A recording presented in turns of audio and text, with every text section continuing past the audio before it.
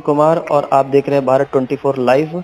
7 दिसंबर को यानी मंगलवार के दिन 2 बड़ी रैलियां आयोजित करी गईं। पहली रैली प्रधानमंत्री नरेंद्र मोदी की आयोजित हुई जो कि गोरखपुर में थी, और दूसरी बड़ी रैली मेरठ के दबदुआ क्षेत्र में आयोजित हुई जो कि एक 2 लोगों की रैली थी। इसमें जयंत चौधरी थे और अखिलेश यादव की थी। समाजवादी पार्टी की बड़ी रैली का आयोजन किया गया था, लेकिन महा कवरेज में पीएम मोदी के कार्यक्रम की सुर्खियों से ये रैली बिल्कुल गायब हो गई थी।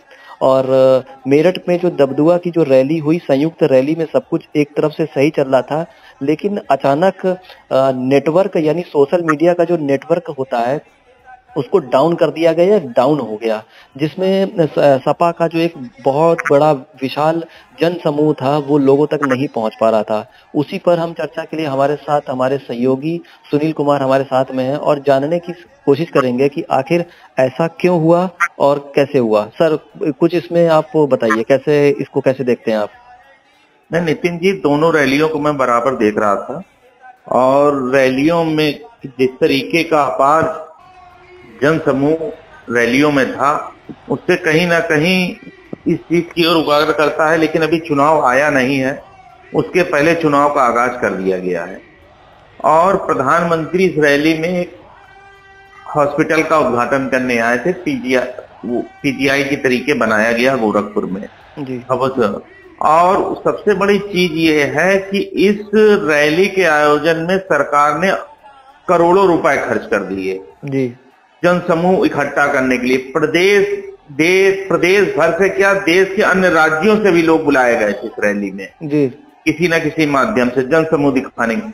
और दूसरी तरफ अखिलेश यादव और जयंत चौधरी, जहां पर विपक्ष में होने के बाद भी इतना बड़ा जन समूह दिखाई दे रहा था कि वहां अपार भीड़ थी कि लोगों को खड़े होने तक की जगह नहीं थी जी। तो सरकार कहीं ना कहीं इन दोनों रैलियों को अपनी रैली और विपक्ष की रैली को लेकर कहीं ना कहीं भयभीत थी, क्योंकि इंटेलिजेंस लगी हुई थी वहां पर और बराबर वो सूचना दे रही थी।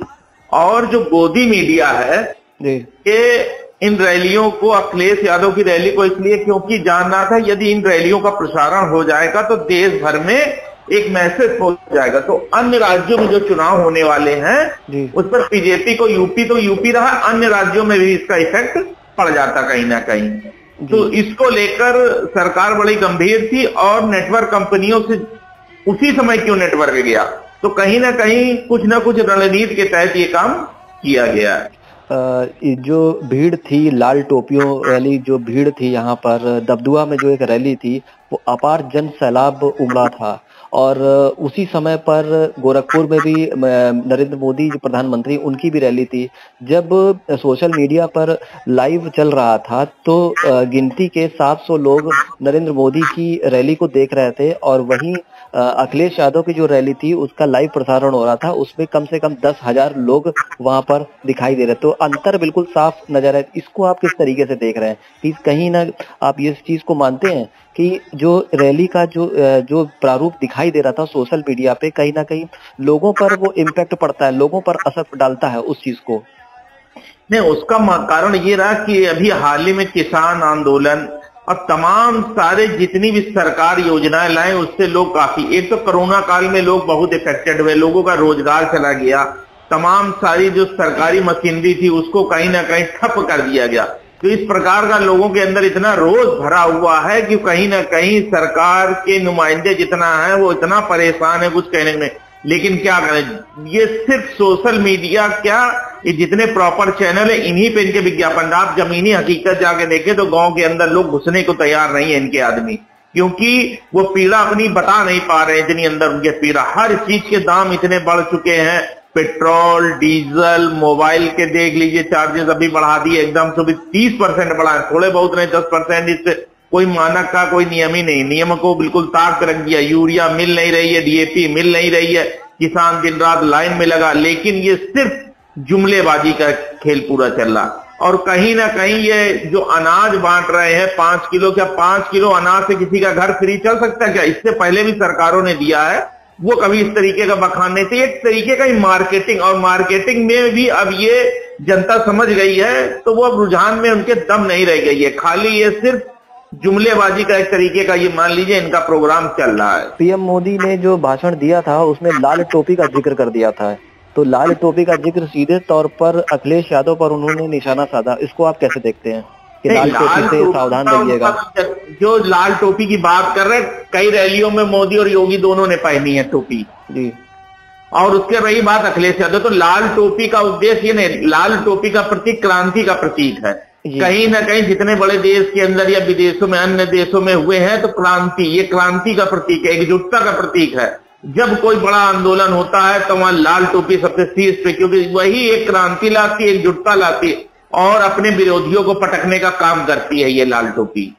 जी, अखिलेश यादव और जयंत चौधरी की जो अभी रैली हुई है दबदुआ में, जो रैली प्रस्तावित रैली थी, और उन्होंने अब ये भी तय कर दिया कि जो सीटें हैं, यानी जो सीट पर वो चुनाव लड़ रहे हैं उस पर एक तरीके से मान के चलिए कि जो बीजेपी 2017 में 136 सीटें, मतलब टोटल 136 सीट थी, अब 109 सीटों पर बीजेपी ने 2017 में जीत दर्ज करी थी।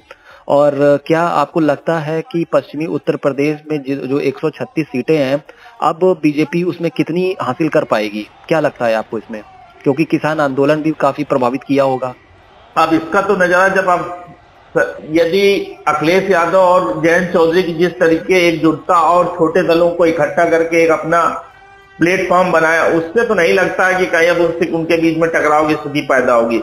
और देखिए सबसे बड़ी चीज, अभी पश्चिमी यूपी में कोई इन्होंने रैली नहीं की, पहले पश्चिमी यूपी में एक रैली करें फिर अपनी जमीन तलाशें वहां पर, क्योंकि किसान कहीं ना कहीं अब भी रुष्ट है जब तक उसकी पूरी मांगे नहीं मान लीजिए। आज जो आंदोलन खत्म हुआ है उस आंदोलन ही में देख लीजिए, अभी 15 तारीख को संयुक्त किसान मोर्चा 15 जनवरी को एक बैठक करेगा और बैठक में ही अभी सब क्लियर हो जाएगा। तो कहीं ना कहीं अभी दुविधा वाली स्थितियां फंसी हुई हैं, क्योंकि कहते कुछ करते कुछ वाली स्थितियां हैं इनकी। अब आगे देखिए समय आएगा तो देखा जाएगा उसमें क्या हो सकता है, लेकिन पश्चिमी यूपी में इनकी दाल गलने वाली नहीं है।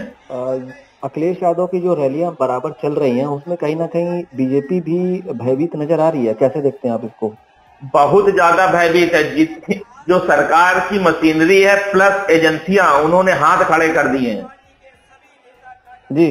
एजेंसियों ने हाथ खड़े कर दिए कि अब वो चल नहीं पाएगा जादू जो चलता रहा है, क्योंकि पब्लिक समझ गई है कि जादू कहाँ चल रहा और कैसे चल रहा और किन लोगों के लिए जादू चलाया जा रहा है। तो कहीं ना कहीं वो स्थितियां बड़ी गंभीर है और योजनाओं का जमीनी धरातल पर जीरो है, जीरो। आज भी इन्होंने कहा था कि स्मार्ट गांव बनेंगे, सांसदों को 5-5 गांव दिए जाएंगे, इन्हीं की अपनी, कहीं भी जमीनी हकीकत पे नहीं दिए जा रहे हैं।